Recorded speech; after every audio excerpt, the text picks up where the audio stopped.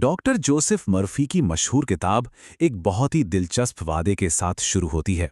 वादा ये कि हर इंसान के अंदर एक ऐसी जबरदस्त शक्ति छिपी है जिसका ज्यादातर लोग कभी इस्तेमाल ही नहीं करते। तो आज हम इसी छिपी हुई शक्ति के राज खोलने वाले हैं। जरा सोचिए इस बारे में। क्या हो अगर किसी के अपने ही मन में वो चाबी हो जो सफलता, सेहत और खुशी के हर दरवाजे को खोल सकती है। असल में यही सवाल इस पूरी समझ का सेंटर पॉइंट है। और ये पावरफुल कोट कितनी खूबसूरती से बताता है कि असली खजाना कहीं बाहर नहीं बल्कि हर किसी के अंदर ही मौजूद है। एक ऐसा खजाना जो अनंत संभावनाओं से लबालब भरा हुआ है। तो सवाल ये उठता है कि ये खजाना आखिर काम कैसे करता है। इसे समझने के लिए सबसे पहले मन की बनावट को समझना होगा, जिसके दो बिल्कुल अलग अलग हिस्से हैं। असल में हमारे पास एक नहीं बल्कि दो मन होते हैं। एक है हमारा चेतन मन यानी कॉन्शियस माइंड, जो सोचता है, तर्क करता है और फैसले लेता है। और दूसरा है अवचेतन मन, मतलब सबकॉन्शियस माइंड, जो सिर्फ और सिर्फ आदेशों को मानता है। इसे समझने के लिए एक बहुत ही बढ़िया एनालॉजी दी गई है। मान लीजिए हमारा मन एक जहाज है, तो हमारा चेतन मन उस जहाज का कप्तान है। कप्तान आदेश देता है हमें उस दिशा में जाना है, और अवचेतन मन वो है इंजन रूम, जो बिना कोई सवाल पूछे पूरी मेहनत से उन आदेशों को पूरा करता है और जहाज को उसी दिशा में ले जाता है। तो इसका मतलब क्या हुआ? इसका मतलब ये है कि हमारा जो चेतन मन है ना, वो एक गेट कीपर है, एक पहरेदार। उसका सबसे जरूरी काम ये तय करना है कि कौन से विचार अवचेतन मन तक पहुंचेंगे और कौन से नहीं। वो हमारे सबकॉन्शियस माइंड को गलत धारणाओं से बचाता है।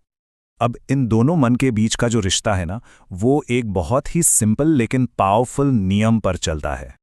और वो नियम है विश्वास का नियम। मतलब सबकॉन्शियस माइंड ये नहीं सोचता कि क्या सही है, क्या गलत।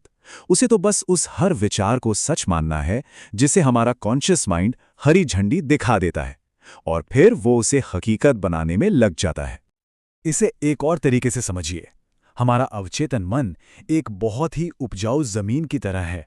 अब जमीन को तो फर्क नहीं पड़ता कि आप उसमें किस चीज का बीज बो रहे हैं, अच्छा या बुरा। आप जो भी बोएंगे वो उसे उगा देगी। तो सीधी सी बात है, हमारे विचार ही असली क्रिएटिव पावर हैं। आज हमारी जिंदगी में जो कुछ भी हो रहा है, अच्छा या बुरा, वो कहीं ना कहीं हमारे पुराने विचारों का ही नतीजा है। ठीक है, तो थ्योरी तो समझ आ गई, लेकिन असली सवाल तो ये है कि इस पावर को इस्तेमाल कैसे करें। तो चलिए अब कुछ प्रैक्टिकल टेक्निक्स की बात करते हैं। सबसे पहले बात करते हैं धन को आकर्षित करने की। किताब के मुताबिक पैसे की कमी कोई बाहरी दिक्कत नहीं है, बल्कि ये एक अंदरूनी माइंडसेट की प्रॉब्लम है। और इसके लिए एक बहुत ही सिंपल सी टेक्निक बताई गई है।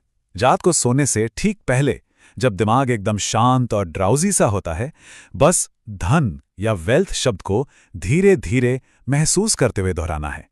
रटना नहीं है, उसे फील करना है। क्योंकि असली खेल शब्द का नहीं, एहसास का है। वो जो धनवान होने की फीलिंग है ना, वही असली पावर है। जब तक कोई ये महसूस नहीं करेगा कि वो पहले से ही वेल्दी है, तब तक सबकॉन्शियस माइंड उस रियलिटी को नहीं बना पाएगा। अब यही सेम प्रिंसिपल हेल्थ पर भी लागू होता है।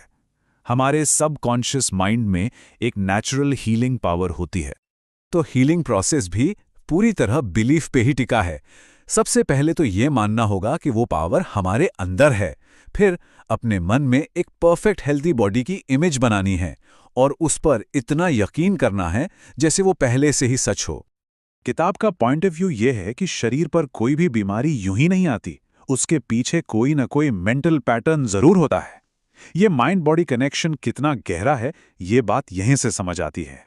तो कुल मिलाकर ये सारी बातें हमें एक बहुत ही एम्पावरिंग आइडिया तक ले आती हैं कि हम सब अपनी जिंदगी के आर्किटेक्ट हैं, अपने भाग्य के निर्माता खुद हैं। हमारे विचार, हमारे मेंटल इमेजेस, यही हमारी जिंदगी का ब्लूप्रिंट है। और सबकॉन्शियस माइंड वो तो बस एक एक्सपर्ट बिल्डर है जो उस ब्लूप्रिंट को हकीकत में बना देता है। तो चलिए फटाफट की टेकअवेज देख लेते हैं। पहली बात, असली खजाना बाहर नहीं, अंदर है। दूसरी, कॉन्शियस माइंड उस खजाने का गेटकीपर है। तीसरी, सबकॉन्शियस माइंड किसी भी विश्वास को सच बना सकता है। चौथी, असली पावर विचार में नहीं, उसके पीछे की फीलिंग में है। और सबसे जरूरी, विचार बदलो तो किस्मत बदलेगी। कितना सिंपल और पावरफुल मैसेज है ना? सारा कंट्रोल हमारे विचारों में है। अगर जिंदगी में कुछ भी बदलना है तो शुरुआत अपने विचारों को बदलने से ही करनी होगी। और आखिर में एक सवाल, अगर हमारे विचार ही हमारी जिंदगी का ब्लूप्रिंट हैं, तो हम अपने लिए कैसा भविष्य डिजाइन कर रहे हैं? इस सवाल का जवाब हम सबके पास है।